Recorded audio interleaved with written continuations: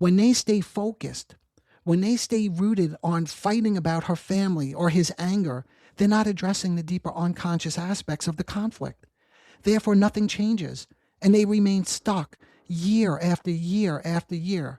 And they go to multiple therapists, from what I'm told, but nothing changes because on the surface, they're arguing about logistics, what's practical, what's needed, what makes sense. But underneath, they're reacting to something far more hidden and complicated: belonging, position, support, and emotional survival.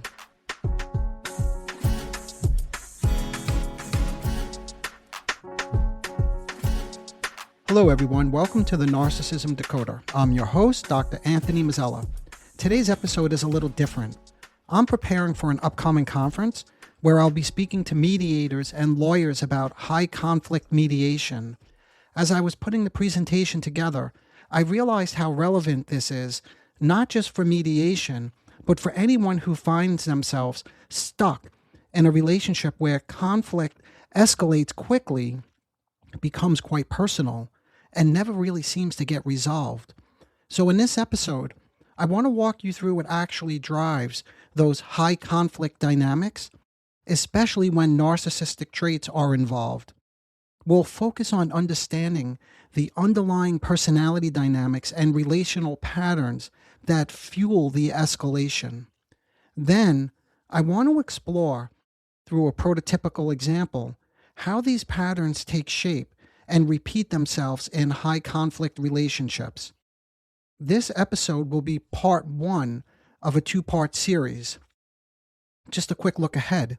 In part two, we'll continue with our prototypical interaction step by step so you can think about how to reduce escalation and maintain emotional regulation. So, let's get right into it. Let's start thinking about what we mean by high conflict personality and the core dynamics that tend to organize these relationships.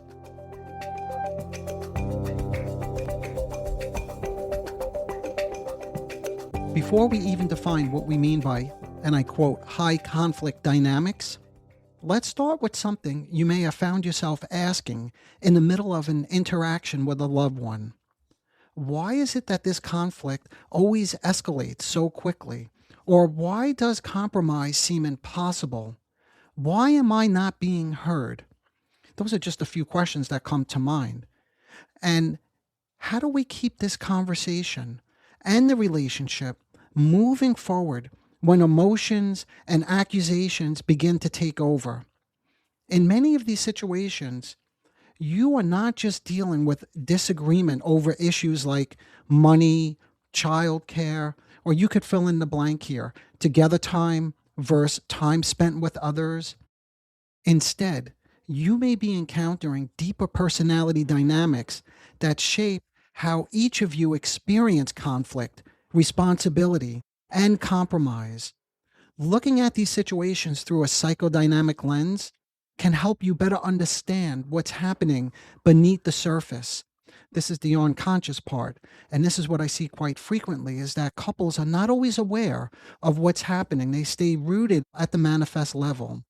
When we talk about high conflict personalities, we're often referring to patterns that fall within what we call cluster B personality traits.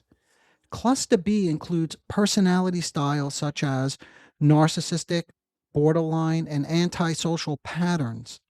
While each of these has different features, they tend to share several common characteristics: high emotional intensity, strong sensitivity to shame, black and white thinking, also known as splitting, a disregard for the other person, and difficulty regulating both inner and interpersonal conflict in relationships. And by the way, it's not just a disregard for the other person, but more specifically, a disregard for the other person's perspective when it's different than your perspective. And again, you've heard me mention this in prior episodes. This is where many, many battles begin over who has a claim on, and I quote, reality. What this means in practical terms is that disagreement may not simply feel like disagreement to that person. It may feel like an attack, humiliation, or some kind of psychological defeat. And don't worry, if this isn't clear, I'm going to go into this in the prototypical example.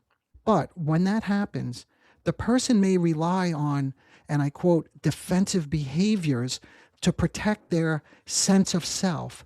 Their sense of self is their internal experience of who they are. It's their self-esteem, and it's how they feel valued and competent in the relationship and in the world. This point is critical when we think about moving the process forward. In other words, moving the argument or the discussion forward. So please keep this in mind. I'm going to return to it a little bit later. And the part that I want you to keep in mind is that we rely on defensive behaviors to protect their sense of self.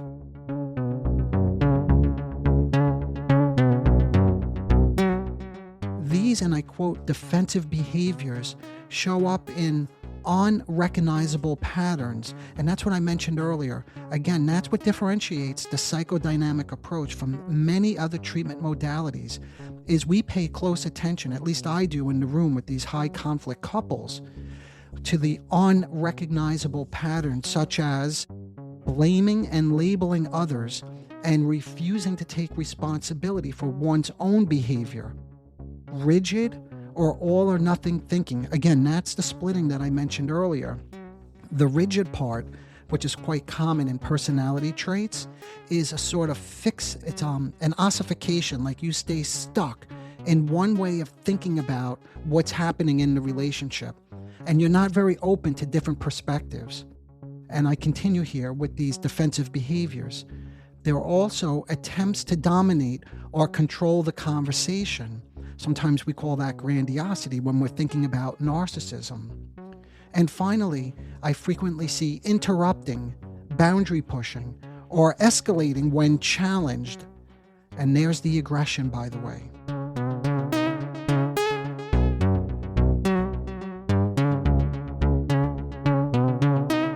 All of these behaviors can appear manipulative, irrational, or intentionally disruptive, but from a psychodynamic perspective, they often function as defenses against shame, loss of control, anxiety, depression vulnerability, or perceived humiliation, to name just a few of the intense feelings the person is trying to deny, split off, or project. This is why directly confronting these specific behaviors can sometimes escalate the conflict rather than calm it down. If, for example, your loved one experiences what you think is a neutral attempt to express how you feel, or what you think is a genuine effort to address a concern about your loved one's behavior, it may not be received that way. Let me say that again in a different way. I'm trying to give an example here of a loved one who experiences what you think. So you think that you're coming across in a neutral way. Now, it could be that they for their own reasons, they don't experience it that way. But you see, I'm emphasizing here, and this is really critical, and I quote, what you think is a neutral attempt, or what you think is a genuine effort. In a high conflict personality structure, these attempts, again, for you to communicate something with a loved one, can be experienced as what? You know this, as an attack, a criticism of their limitations, or an attempt to control them through, and then I could say, and I quote here, too much talking or too much revisiting the past. You see, I'm mixing two things in here. Right now, you think, if this is you and you can identify with this, that you're approaching a loved one and you just want to talk about what you think is important in terms of going over things that happened in the past. That could be experienced as too much talking or revisiting the past. In other words, why are we going back to something that happened 10 years ago or 15 years ago? And how is this going to be helpful? In other words, that's the way it's typically received. Let's take a quick break. Are you tired of feeling like you're walking on eggshells all the time? Do you feel drained, confused, or like nothing you do is ever good enough? Are you stuck in a cycle of elation, then criticism and confusion? If any of this sounds familiar, You're not alone. And that's exactly why I created Office Hours with Dr. Anthony Mazzella. That's me. Office Hours is a low-cost, small group space where you could bring your questions about narcissistic traits and dynamics and the places where you feel stuck. You'll be met with honest, grounded feedback. I'll hold the group with structure, but there's also space for a real conversation. This is a space designed for anyone looking for clarity, insight, and support. If that sounds like you, just click the link in the show notes to join us. Okay, I hope to see you there. At that moment, that person may become, if they experience it this way, like for example, as too much talking. And I see this quite frequently, that one partner begins talking at the other person, at the other partner, instead of talking to them. And at that point, what happens is they become even more domineering, defensive, or aggressive as a way to restore a sense of control or superiority or authority. And again, when I say, and I quote again, what you think is neutral, that's not always so straightforward. Even when you feel you've chosen your words carefully, and I hear this again quite frequently, or even scripted what you want to say ahead of time, it does not necessarily mean it will either come across that way or be experienced that way. I've noticed quite frequently that what feels measured and reasonable on your end can still carry an edge, a tone, or a subtle accusation that the other person picks up on. Sometimes without realizing it, and that's the critical piece right there. And I know I mentioned this earlier, but this part is so important. Without realizing it implies that there are things that go on beyond your conscious level of awareness. And that's the stuff that we focus on, again, in the type of treatment, the psychodynamic treatment, but in any matter. Without realizing it, you may already be blaming, criticizing, communicating frustration, or a demand that they change, or an implicit message you give in just talking to them, but you give the implicit message that something is wrong with them. Let me give you an example. He might say something like this: you're spending a lot of time with your family, or you spend too much time with your family. Now, you may notice this already, but what's missing here in that level of communication? He's not expressing a genuine emotion like, I feel left out, or I need you. He's already starting from a place of observation that can be taken as a judgment. So he thinks that he's just communicating, you spend a lot of time with your family, like that's a neutral event. Then she responds immediately with, you're just jealous and controlling. Now, this is almost predictable, that you could see these things before they happen if, again, you're not immersed in it. So just like that, the conversation jumps from a simple observation, you spend too much time with your family, to an accusation and then defensiveness. Understanding and I quote, appreciating these defensive dynamics can help you interpret what's happening in the conversation, in the room, and respond in ways that maintain structure without unintentionally escalating the conflict.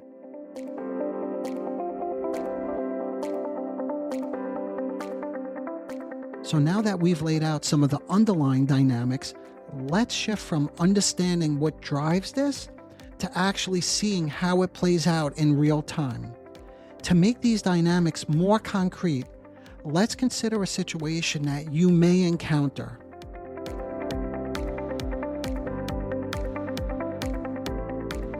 To add a little more context to the conflict we're exploring already, he gets triggered because she prioritizes her family over him, and she immediately labels him as, and I quote, jealous. That single word, jealous, shifts the interaction from a simple disagreement into a defensive, high-stakes battle. And, by the way, I chose a fairly innocuous label. I often hear words much stronger than selfish, sometimes narcissistic. Oh, there he goes again, being narcissistic. What do you think's going to happen when you use a label like that? Now he feels compelled to defend himself. The conversation escalates quickly. He may try to explain, justify, or point out his perspective, but each response can be taken as further criticism or control. Then he adds another layer by asking, because she starts crying in this prototypical example. Then he says to me, I'm just saying, or he could say to her, but he says it to me, why is she crying? On the surface, see, this is another example of it, right? Why is she crying?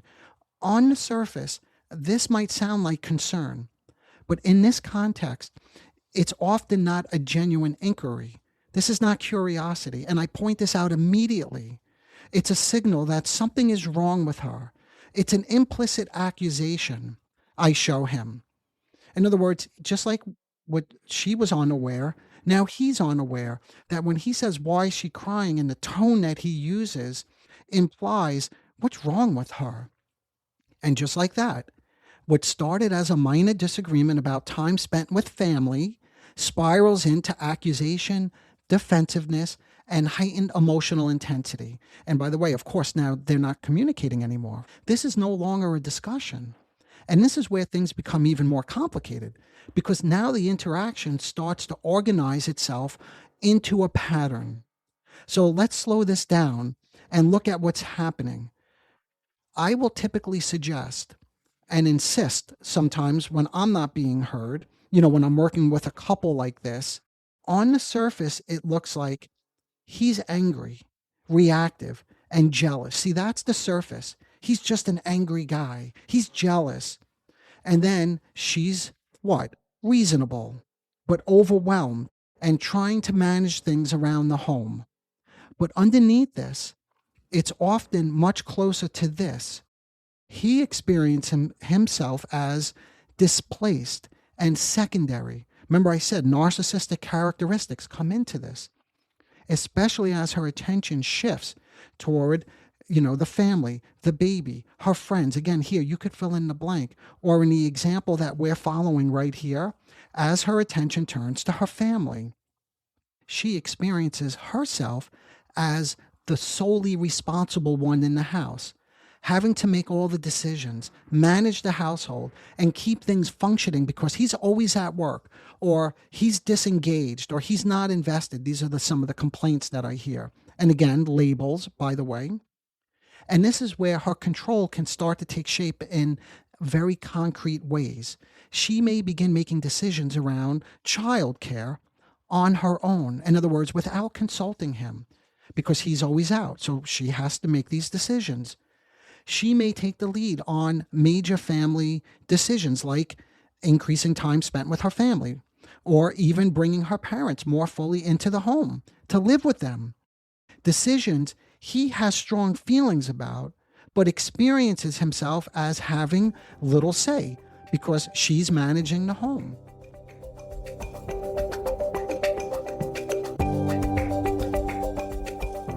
And this brings us back to something I asked you to hold in mind a little bit earlier, how these defensive reactions are not random, but are organized around protecting the person's, and I quote, sense of self. I defined that earlier.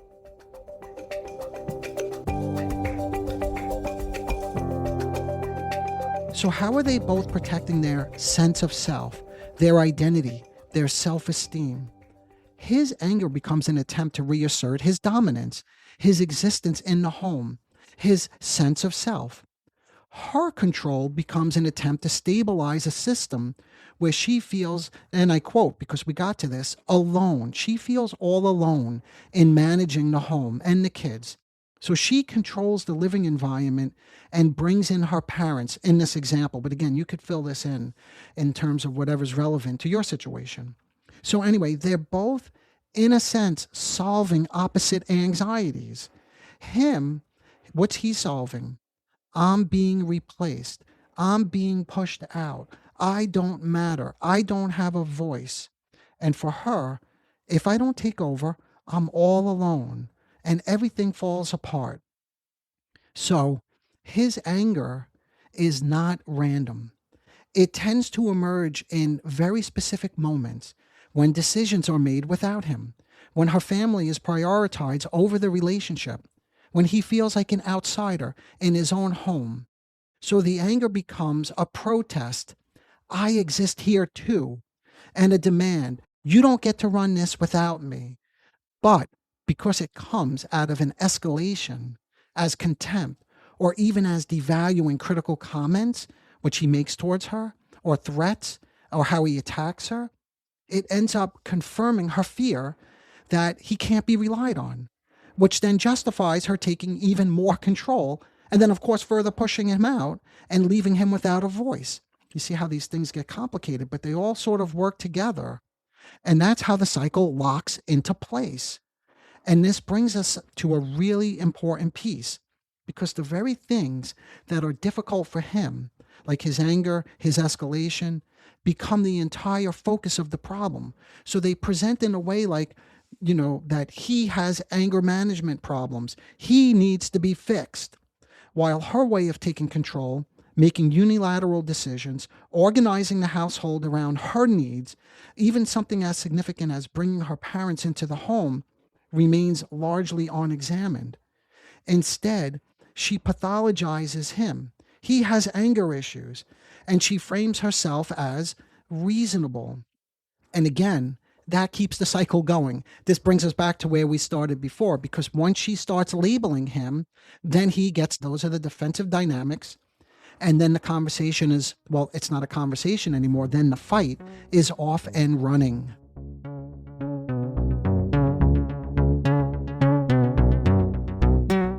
And this is where the content of the conflict can start to mislead you. Because what they are arguing about is not always what the conflict is really about. That's what I mentioned earlier. It's the manifest level. It's not the problem. Take something like this. She puts her family over me. Remember, that's where we started. On the surface, it sounds like a complaint about time, priorities, or specific decisions. But psychodynamically, it often carries something much deeper. And that's what I'm trying to illustrate here in terms of him feeling pushed out, ignored. He has no voice.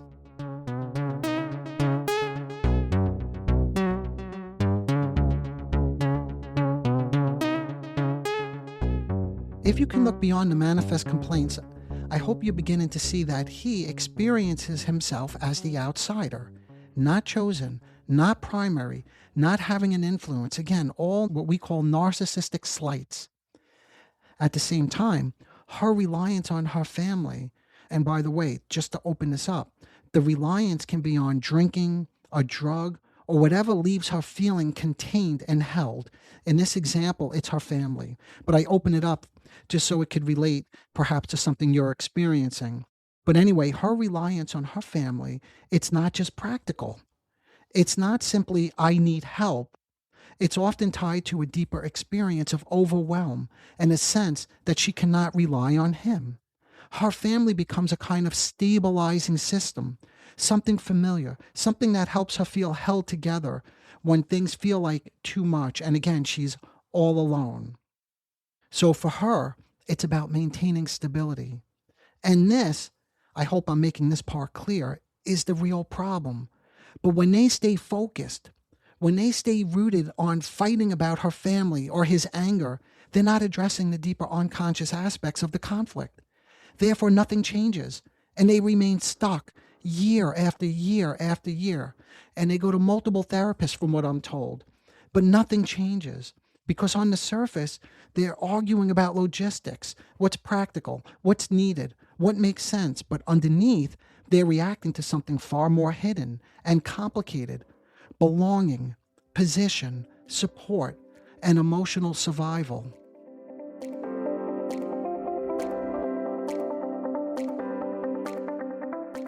And without recognizing this deeper layer, the dynamic tends to lock in place, where she and her family begin to function as one unit, and he remains on the outside, trying to find his way back in.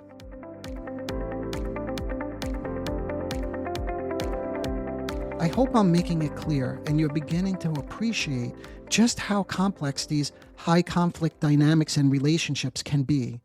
What looks like simple disagreement on the surface is often driven by much deeper emotional and psychological forces, defenses, vulnerabilities, and competing internal experiences that each person is trying to manage. And once you start to see that, the next logical question becomes, now what? What do you actually do when you begin to recognize these patterns in your own relationship? How do you respond when these defensive dynamics take over and the conversation starts to escalate? That's exactly what we're going to explore next time. So in part 2, we're going to walk through how to intervene in these moments, how to reduce escalation, contain the situation, and begin to shift the pattern into a more productive direction.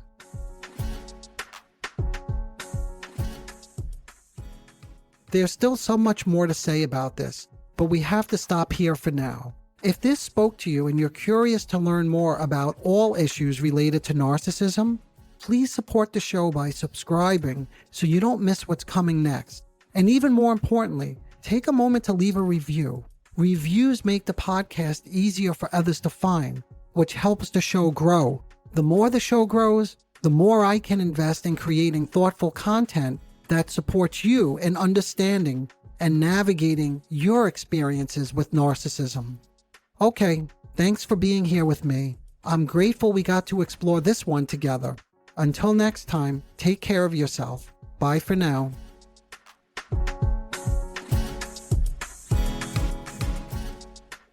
Disclaimer alert. The Narcissism Decoder podcast is provided for general information purposes only. The content presented in this podcast is not intended to diagnose, treat, or cure any psychological condition related to narcissism. The content on this podcast should not be considered a substitute for professional medical advice, diagnosis, or treatment. For specific advice pertaining to narcissism or any other psychological condition, you could reach me directly. I am an experienced mental health practitioner who is always taking on new patients. If you would just like a consultation, I can do that too.